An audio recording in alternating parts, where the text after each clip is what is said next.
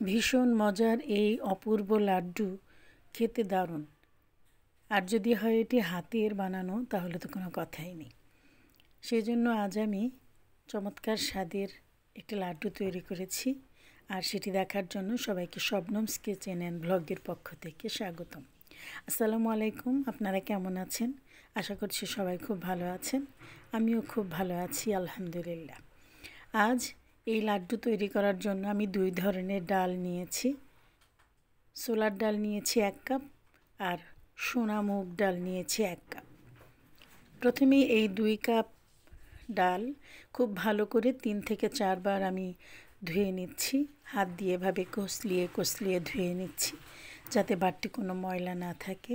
অনেকে বেসন দিয়েও এই লাড্ডু তৈরি করে থাকেন, তবে আমি এই দুটো ডাল নিয়ে খুব সুন্দর করে তৈরি করে দেখানোর চেষ্টা করেছি আপনাদেরকে। তো এভাবে ডাল ভালো করে ধুয়ে নেওয়ার পর 6 ঘন্টা ভিজিয়ে রেখেছি। ভেজানোর বিষয়টা আরও কম বা বেশিও করতে পারেন আপনারা। তো 6 ঘন্টা ভেজানোর পরে অনেকটাই নরম হয়ে গেছে। তো আরেকবার ধুয়ে নিয়েছি খুব ভালো করে। যেহেতু মুগ ডালের স্বাদ অনেক বেশি, সেই জন্য মুগ ডাল ইউজ করাতে এই লাড্ডুর স্বাদটা আরও দ্বিগুণ বেড়েছিল।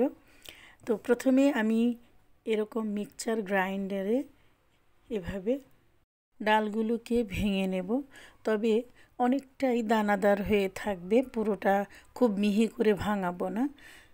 দানাদার করতে হলে 2 থেকে 3 বার খুব এইরকমভাবে একটু করে নিলেই হয়ে যাবে। লক্ষ্য করতে হবে উপর থেকে যেন খুব বেশি মিহি না হয়ে যায়। ঠিক এরকম একটি মিশ্রণ তৈরি হয়েছে।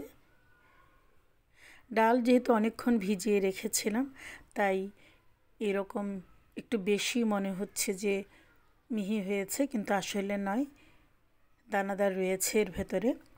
তো এখন সয়াবিন তেলে এই কোনো লবণ না মিশিয়েই আমি এই ডালগুলোকে বড়া তৈরি করে নেব। সাথে কিচ্ছু মেলাই নাই, কোনো বেকিং পাউডার বা লবণ কিছুই না, শুধুই সেই ডালের মিশ্রণগুলোকে এইভাবে চ্যাপটা চ্যাপটা করে দিয়ে ডুবো তেলে ভেজে নেব। তেলটা একটু গরম হতে দিয়েছি। তো এক্ষেত্রে যে কোনো কড়াই ইউজ করার ক্ষেত্রেই একটা সুবিধাজনক বিষয় হচ্ছে যে কড়াইকে তেল দেওয়ার আগে একটুখানি গরম করে নিতে হবে, তারপরে তেল দেওয়ার পরে আরও একটু গরম করে নিলে যে কোনো পরিস্থিতিতেই উল্টিয়ে নেওয়া সম্ভব, লেগে ধরে না। তো একটা একটা করে এইভাবে বড়া ভেজে নিচ্ছি।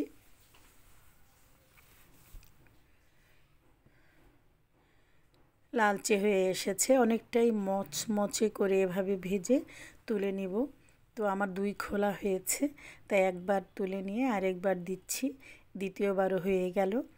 তো এবার একটা প্লেটে রেখে কিছুটা ঠান্ডা হবার সময় দিব। অনেকটাই যখন ঠান্ডা হয়ে আসবে তখন এগুলোকে আবার ভাঙিয়ে নিব। শুরুতে কাঁচা অবস্থায় ভাঙিয়ে নিয়েছিলাম, তো এখন বড়াটাকে এভাবে ভাঙিয়ে নেওয়ার পরে খুব সুন্দর দানাদার একটি বস্তু তৈরি হয়েছে, দেখতেই পাচ্ছেন, ভীষণ সুন্দর ঝুরঝুরে। এটি দিয়েই তৈরি হবে আমার সেরা লাড্ডুটি। শাহী স্বাদের এই মজাদার লাড্ডু সবাইকে আকৃষ্ট করবে আশা করছি। তো একটি পাতিলে আমি 1 কাপের একটু বেশি পানি দিয়ে 2 কাপ চিনি দিচ্ছি। ব্রাউন সুগার আমি ইউজ করি। এবার এই মিশ্রণটিকে খুব ভালো করে জাল দিতে হবে। জাল দেওয়ার আগে আমি জর্দার রং দিলাম, একটু বেশি রং দিয়েছি, খুব বেশি লালচে করার জন্য। চাইলে এই রং নাও দিতে পারেন, আবার দিলেও খুব অল্পও দিতে পারেন, তাহলে একটি হালকা কালার আসবে। কেউ চাইলে অরেঞ্জ কালারও দিতে পারেন, একেবারে বেশি আরেক ধরনের যে অরেঞ্জ আছে সেটি। তো আমি এই রকম করে জর্দার রংটা দিয়ে দিলাম। খুব ভালো করে নেড়ে চেড়ে এখন জাল দিতে থাকব। জাল দেওয়ার সময় অনেকে আছে যে এলাচের গুঁড়া দেয়, আমি 2টো এলাচ দিয়ে দিলাম, যেহেতু এলাচ গুঁড়া ছিল না। তো এভাবে খুব ভালো করে জাল দেওয়ার পর যখন একতার বিশিষ্ট হয়ে যাবে এই মিশ্রণটি, তখন আমি ওই গুঁড়াগুলোকে দিয়ে দিব, ডালের গুঁড়া। তার হয়ে যাওয়ার পরে যখন ডালের গুঁড়াটা দিয়ে দিলাম, এক্ষেত্রে খুব কম সময়ের ভেতরেই 2 থেকে 3 মিনিটের ভেতরেই আমার এই মিশ্রণটা রেডি হয়ে যাবে। রেডি হয়ে গেল, বেশ আঠালো হয়েছে। এখন এই অবস্থাতেই আমরা লাড্ডু তৈরি করে নিতে পারবো, তবে ঠান্ডা হবার একটু সুযোগ দিতে হবে। আর আমি নামানোর আগে এই রকম 2 টেবিল চামচ পরিমাণ গাওয়া ঘি দিয়ে দিলাম। ঘিটা দিয়ে ভালো করে মাখিয়ে নিচ্ছি। খুব সুন্দর একটি ফ্লেভার আনার জন্য আমার এই ব্যবস্থা। কেউ চাইলে ঘি না দিলেও পারেন, তবে ঘি দিলে শাহি স্বাদের এই লাড্ডুটি আরও আকর্ষণীয় হয়ে যাবে।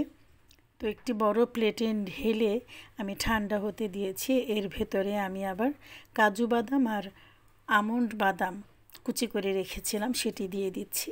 চাইলে আপনারা কেউ কিশমিশও এখানে দিতে পারেন, পেস্তা বাদাম দিতে পারেন। আর সাথে আমি 1 কাপ পরিমাণ গুঁড়ো দুধ মিলিয়ে নিচ্ছি বাড়তি টেস্টের জন্যে। বাদাম কুচি আর গুঁড়ো দুধ খুব ভালো করে মেশানো হয়ে গেছে। এবার আমি তৈরি করে নেব লাড্ডু। লাড্ডু তৈরি করার আগে হাতে একটু ঘি মেখে নিচ্ছি, যাতে খুব সহজেই এটি তৈরি করে নেওয়া যায়। তো আপনাদের দেখিয়ে দিচ্ছি। আশা করছি অপূর্ব স্বাদের এই শাহি লাড্ডুটি আপনারাও তৈরি করে দেখবেন। বাজারে কেনা যে কোনো লাড্ডুর চাইতে এটি স্বাদে গন্ধে অপূর্ব হয়েছিল, সেই জন্যই আপনাদের সাথে শেয়ার।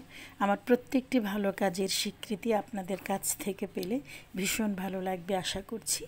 ভিডিওটি দেখার জন্য সবাইকে অসংখ্য ধন্যবাদ। আল্লাহ হাফিজ।